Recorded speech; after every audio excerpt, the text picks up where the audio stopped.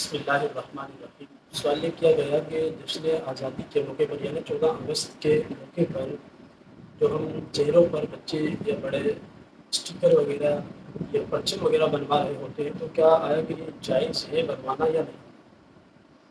دیکھیے 14 اگست کے موقع پر جو بچے یا بڑے اس طرح کے اسٹیکر وغیرہ بنوا رہے ہوتے ہیں تو اس میں جائز ناجائز دونوں صورتیں پائی جاتی ہیں۔ مثلاً اگر اس طرح کوئی اسٹیکر وغیرہ بنواتا ہے اور اس کا چہرہ خوبصورت نہیں لگتا یا بدنما لگ رہا ہے تو اس صورت میں اس کے لیے بنوانا جائز نہیں ہے۔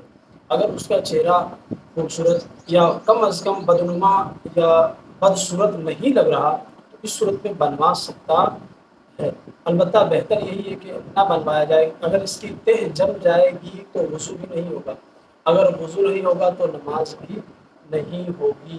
تو بہتر یہی ہے کہ اپنے بچوں کو اور بڑے بھی اس بات کا احتیاط کریں کہ اسٹیکر وغیرہ اس انداز میں بنوائیں کہ آپ کے چہرے وغیرہ بگڑے نہ۔ اگر چہرہ بگڑا ہوا لگ رہا ہے تو بنانا جائز نہیں ہے۔ اسی لیے اللہ تعالیٰ علیہ محمد صلی اللہ